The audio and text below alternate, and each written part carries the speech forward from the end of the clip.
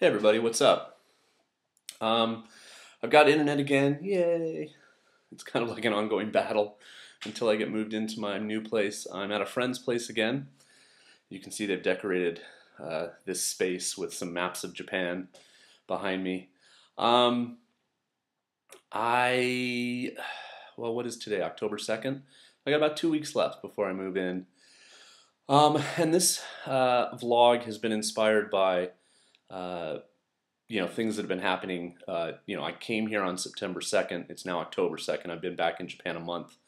Some things that I've noticed that are different when you come back or you come to Japan and you're not with a company like Jet or even perhaps Interact or one of these ALT companies. When you're basically just a private citizen getting a job.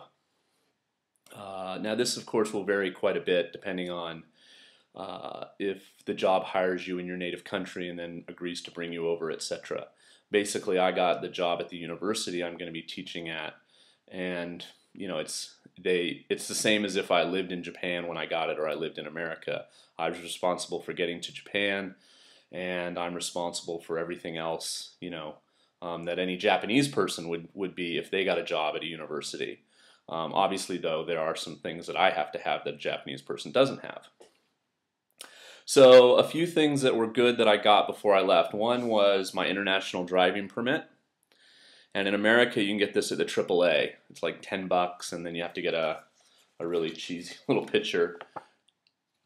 And because my Japanese driver's license expired, so I just was a little worried. But the Japanese people that I've talked to tell me that even Japanese people forget to renew their license right on time, and mine only expired back in August. So they said, I think I have up to 6 months to renew it before it becomes a problem. So, and there's a driving office not far from me, so I'm going to go get that renewed because I'm getting a car. I'm going to be leasing again, which is a good option for me.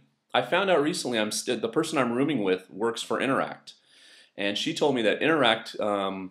One of the things they do a little differently than Jet is they give all their new employees in the Inaka, in countryside places, a loan that you really don't have to pay back, she said, to buy a car.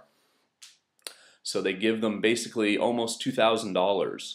Well, actually more than $2,000 because they give them 20 man to go out and buy something. So she was able to buy a car her first week here. So that's good. But I'm going to be leasing. Same guy that I knew before, knew some other person in my new place, and yada yada, and through a friend of a friend of a friend type of thing, I'm getting a good deal. I'm going to get a Honda Fit. Even though I'm not fit, my car will be.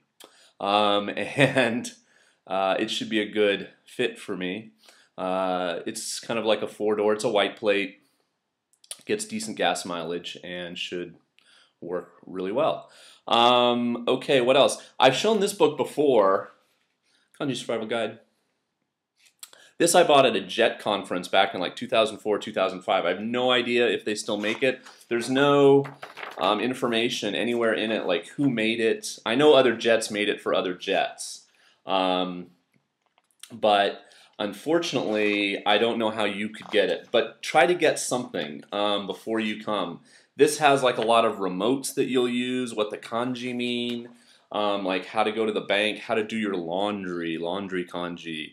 I was in her apartment and she's got, the remote for her aircon. Looks pretty complicated. It's not too difficult, but if you don't read or write Japanese, it's a good idea to try to get something. Now, the easiest thing, in my opinion, to recommend is get an iPod Touch. The $200 for the cheapest one, I think. This is got a little bit more memory in it, and get this program called Kotoba. Oh, let me show that again. Come on. I'm not touching it. Okay, this is fail. Kotoba. So basically you can type in any word in the pad, and I'm getting.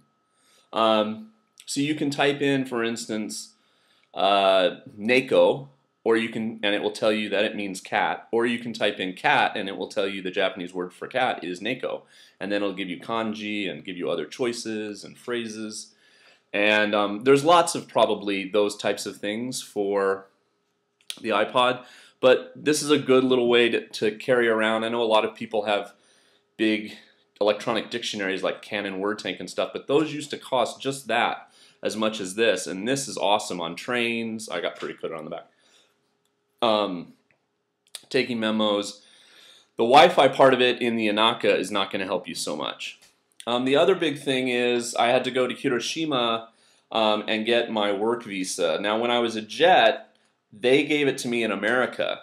So when I landed, I already had it, and it looked kind of like this big piece of paper, and it was issued from the consulate I left from, which was in my case Los Angeles.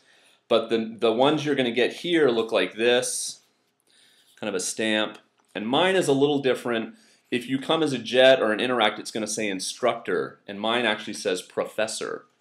And the only difference is mine is only good 1 year at a time. I have to just go and renew it. Somebody told me, though, interestingly enough, that if whoever sponsors you for your work visa is responsible for you leaving the country, and generally that means they're supposed to give you some kind of money to fly away. So if somebody sponsors you, they're supposed to give you a return ticket. They didn't have to pay to get me here, but now that I'm here and I'm working for them when I leave, they're supposed to give me airfare. But I don't know how true that is across the board. So yeah, the biggest difference between being a private citizen and when I was a jet, I will be blatant and honest, is that jet holds your hand. Jet assigns you a supervisor. Now some of you are going to say this supervisor is of varying quality, and it's true. I was lucky and I had pretty good supervisors. In fact, I had excellent supervisors during some of my time. Very good with English, very patient, helped out as much as they possibly could.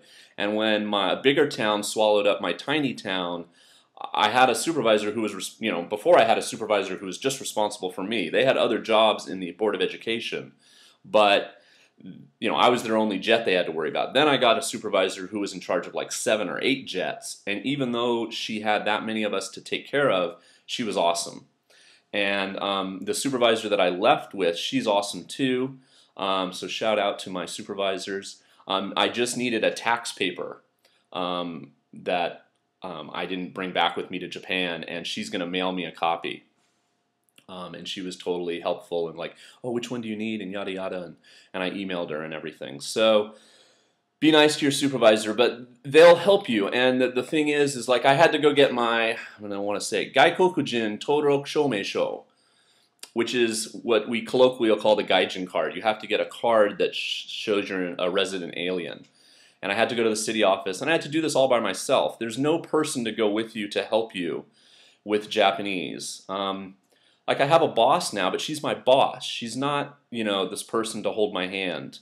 When I go out to get my cell phone, I can take a friend along, but my boss is not going to go with me to help me get my cell phone. She's not going to help me get moved into my apartment. These types of things. Another big difference is apartments. I'm responsible for my own, and that'll be subject to a whole nother blog. But yeah, basically all the subsidies that JET gave, you don't get. So I'm going to be paying almost $500 a month for my apartment, which is still cheap by American standards, but a lot more than I paid when I was JET, when I paid Amman, just over $100 a month. So the budget, you got to work that out. But so yeah, it's a little tougher. You have to be a little bit more self-sufficient. And my Japanese isn't great, but people will generally work with you as best they can. And if you have a dictionary or something, you can look up a hard word and something and show them in Japanese, this is what I mean. Like the taxi driver couldn't understand when I was in Hiroshima, like, I need to go to the immigration bureau, and I said it in Japanese, and he's like, eh? And then I typed it in and showed him, and he's like, oh, that building, okay.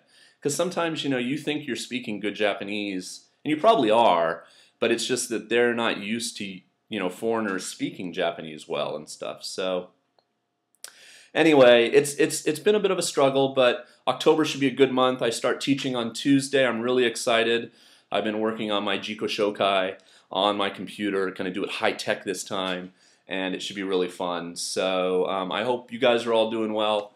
Thanks for watching another video, and I'll try to get another one up maybe in a week or so. Okay? Peace.